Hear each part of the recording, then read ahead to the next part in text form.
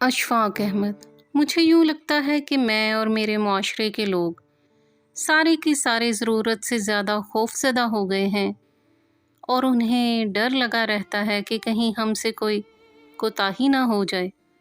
ہم آج کل نقصان کی طرف مائل ہونے کے لیے تیار نہیں ہوتے۔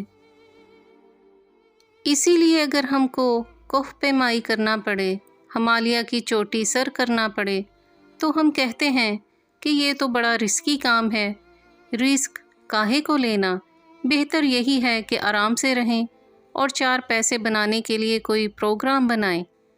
4 پیسے بنانا اور اپنی مالی زندگی کو مزید مستحکم کرنا کچھ ضرورت سے زیادہ ہو گیا ہے۔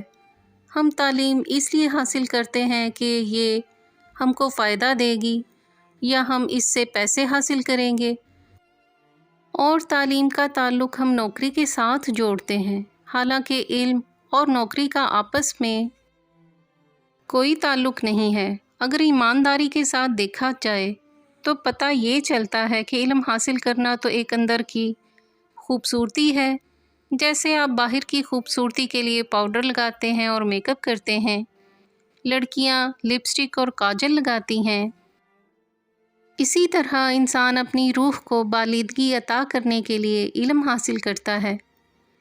لیکن ہم نے علم کو نوکری سے وابستہ کر دیا ہے۔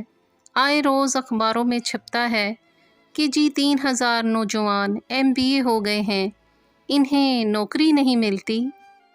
ایک زمانے میں یہ بات سمجھنے میں پھنس گیا کہ صاحب علم کون لوگ ہوتے ہیں، اور یہ بات میری سمجھ اور گرفت میں نہیں آتی تھی۔ میں نے یونیورسٹی میں دوستوں اور پروفیسروں سے اس بابت پوچھا، لیکن کوئی خاطر خواہ جواب نہ ملا۔ پھر میں نے ولایت والوں سے خط و کتابت میں پوچھنا شروع کیا اور ان سے پوچھا، Who is the educated person in the real sense of its term؟ ان کی طرف سے موصول ہونے والے جواب بھی ایسے نہیں تھے جن سے میں مطمئن ہو جاتا۔ میرے پاس لوگوں کے اس بابت جوابات کی ایک موٹی فائل اکٹھی ہو گئی۔ ایک دن میں اپنے بابا جی کے پاس ڈیرے پر گیا۔ اس دن ڈیرے پر گاجر گوشت پکا ہوا تھا۔ مجھے کہنے لگے کہ کھاؤ۔ میں نے کھانا کھایا اور وہ فائل ایک طرف رکھ دی۔ گرمیوں کے دن تھے، مجھ سے کہنے لگے کہ اشفاق میاں یہ کیا ہے؟ میں نے بتایا یہ فائل ہے۔ کہنے لگے یہ تو بہت موٹی ہے اور اس میں کاغذات کافی ہیں۔ میں نے کہا کہ جی یہ آپ کے کام کے نہیں ہیں، یہ انگریزی میں ہیں۔ وہ دیکھ کر کہنے لگے کہ اس میں تو چٹھیاں بھی ہیں، ان پر ٹکٹ بھی لگے ہوئے ہیں اور ان پر تو بڑے پیسے لگے ہوئے ہوں گے۔ مجھ سے فرمانے لگے کہ تو باہر خط کیوں لکھتا ہے؟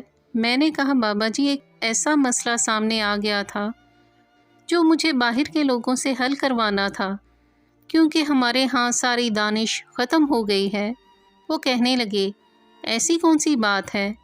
میں نے انہیں بتایا کہ میں ایک مسئلے میں الجھا ہوا ہوں، وہ یہ کہ آخر صاحب علم کون ہوتا ہے؟ وہ کہنے لگے بھائی تم نے اتنا خرچہ کیوں کیا؟ آپ میرے پاس ڈیرے پر آتے اور یہ سوال ہم سے پوچھ لیتے۔ ہمارے بابا جی باوصف اس کے کہ زیادہ پڑھے لکھے نہیں تھے، انہیں ایک لفظ نوٹ آتا تھا۔ یعنی انہوں نے یہ لفظ کہاں سے سیکھا تھا؟ مجھے کہنے لگے نوٹ۔ صاحب علم وہ ہوتا ہے جو خطرے کے مقام پر اپنی جماعت میں سب سے آگے ہو، اور جب انعام تقسیم ہونے لگے تو جماعت میں سب سے پیچھے ہو۔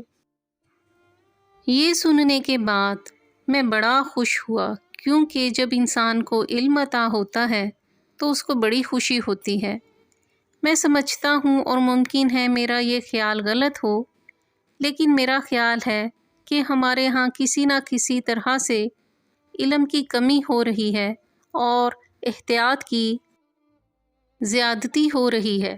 میں خود بڑا محتاط ہوں، میرے پوتے نواسے نواسیوں کی تعداد بڑھی تو میں ایک خوفزدہ انسان میں تبدیل ہو گیا کہ ان کا کیا بنے گا، یہ کدھر جائیں گے، ایسے کیوں ہوگا، دھوبی کا خرچ کم کیسے ہوگا۔ میں ہر وقت یہی سوچنے میں لگا رہتا تھا۔ اس سے خرابی یہ پیدا ہوتی ہے جو میں اپنے دوستوں اور عزیز و اقارب میں دیکھتا ہوں کہ خدا کی ذات پر سے اعتماد کم ہونے لگا ہے۔ جب آدمی بہت محتاط ہو جاتا ہے تو پھر ذرا وہ گھبرانے لگتا ہے، اور ہم سب اسی قسم کی گھبراہٹ میں شریک ہو گئے ہیں۔ اگر اس گھبراہٹ کو ذرا آگے بڑھایا جائے تو اس کے نقصانات بھی بہت زیادہ دیکھنے کو ملتے ہیں۔ ہم عموماً ایک جملہ بہت بولتے ہیں، جی بڑا 2 نمبر کام کر رہا ہے وہ، اس کی وجہ گھبراہٹ ہی ہے۔ جب ہم خوف اور گھبراہٹ کے پیش نظر یہ سوچنا شروع کر دیتے ہیں کہ کہیں مجھ میں مالی کمزوری پیدا نہ ہو جائے، 2 نمبر کام کرتے ہیں۔ مجھے یاد آتا ہے 1866 میں ہندوستان کا ایک وائسرائے تھا، میرا خیال ہے کہ لارڈ کرزن ہی ہوگا۔ اس کو ہندوستان کے مختلف علاقوں میں جا کر کلچرل پیٹرن تلاش کرنے کا بڑا شوق تھا، اور بھارت میں میوزیم وغیرہ اس نے سیٹل کیے تھے۔ وہ ایک دفعہ گاؤں گیا، اس نے وہاں اپنا کیمپ لگایا، اس کے ساتھ 2-2.5 آدمیوں کا اس کا عملہ بھی تھا۔ اس وقت وائسرائے بڑی زبردست اور پاورفل چیز ہوا کرتی تھی۔ لارڈ کرزن لکھتا ہے کہ جب وہ اپنے کیمپ میں سویا ہوا تھا تو آدھی رات کے قریب مجھے اپنے سینے پر بہت بوجھ محسوس ہوا۔ وہ بوجھ اس قدر زیادہ تھا کہ مجھے سانس لینا مشکل ہو گیا۔ جب میں نے لیٹے لیٹے آنکھ کھولی تو کوئی 25-30 شیر کا کوبرا میرے سینے پر بیٹھا ہوا تھا، اور اس نے پھن اٹھایا ہوا تھا، اور اس کوبرے کا منہ میرے چہرے کی طرف تھا، اور ہر لمحہ زندگی اور موت کے درمیان فاصلہ کم ہوتا چلا جا رہا تھا۔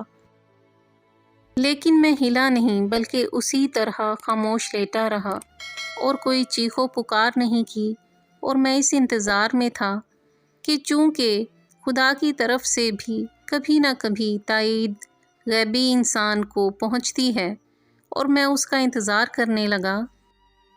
خواتین و حضرات، اس طرح کے لمحات میں اس طرح کی سوچ ایک بڑے حوصلے اور اعتماد کی بات ہوتی ہے۔ وہ کہتا ہے، دوسرے ہی لمحے میں نے دیکھا میرے کیمپ کا پردہ اٹھا کر ایک آدمی اندر داخل ہوا۔ اس آدمی نے جب صورتحال دیکھی تو وہ الٹے پاؤں واپس چلا گیا۔ اس نے دودھ کا ایک بڑا سا مرتبان لیا اور اس میں گرم دودھ ڈالا، اور اس آدمی نے وہ دودھ بڑی ہمت کے ساتھ سانپ کے آگے رکھ دیا۔ جب سانپ نے دودھ کا مرتبان یا جگ دیکھا اور اس نے دودھ کی خوشبو محسوس کی تو سانپ مرتبان کے اندر داخل ہونے لگا اور مزے سے دودھ پینے لگا۔ جب سانپ اس کے مکمل اندر جا چکا تو اس شخص نے مرتبان کو بند کر دیا۔ لوگوں کو جب واقعے کا پتہ چلا تو ہر طرف حال دہائی مچ گئی اور سارا عملہ کیمپوں سے باہر آ گیا۔ وائسرائے صاحب اس شخص سے بڑے خوش ہوئے اور کہا کہ اس شخص کو انعام ملنا چاہیے۔ اس شخص نے کہا، جی میں نے آپ کی جان بچائی ہے، میرے لیے یہ بھی ایک بہت بڑا انعام ہے، میں اور کچھ لے کر بھی کیا کروں گا؟ لوگوں نے دیکھا کہ یہ تو ہمارے عملے کا آدمی ہے ہی نہیں، یہ تو کوئی باہر کا آدمی ہے۔ پھر اس سے استفسار کیا کہ تم کون ہو؟ وہ کہنے لگا، جی میں بندھیڑ گھنٹ کا نامی گرامی چور ہوں، میں یہاں چوری کی نیت سے آیا تھا، اور میں نے سوچا کہ وائسرائے جو کہ بادشاہ وقت کی طرح ہے، اس کے کیمپ سے قیمتی چیزیں ملیں گی۔ اور جب میں کیمپ کے اندر داخل ہوا تو میں نے یہ سین دیکھا، اور یہ اب آدمیت کا تقاضا تھا کہ میں اپنا پیشہ ایک طرف رکھوں اور جان بچانے کا کام پہلے کروں۔ خواتین و حضرات، اللہ کی مدد ایسے بھی آ جاتی ہے اور اتنے محتاط ہونے کی بھی ضرورت نہیں ہے۔ کبھی تھوڑا آرام بھی کر لینا چاہیے، کبھی کبھار سیٹی بھی بجا لینی چاہیے۔ میں جب اپنے اسٹوڈنٹ بچیوں سے پوچھتا ہوں کہ کیا سیٹی بجانی آتی ہے تو وہ نفی میں جواب دیتے ہیں۔ بات اصل میں یہ ہے کہ ان کے پاس سیٹی بجانے کا وقت ہے ہی نہیں۔ مجھے اپنے ساتھیوں اور ہم وطنوں کو تنی ہوئی زندگی گزارتے دیکھ کر دکھ ہوتا ہے۔ انہوں نے اپنی زندگی کو رسیوں میں جکڑ رکھا ہے۔ اشفاق احمد، زاویہ۔ اگر آپ کو ہماری کاوش پسند آئی ہو تو ہماری ویڈیو کو لائک کریں، شیئر کریں اور ہمارے YouTube channel book shelf official کو سبسکرائب کریں۔ شکریہ۔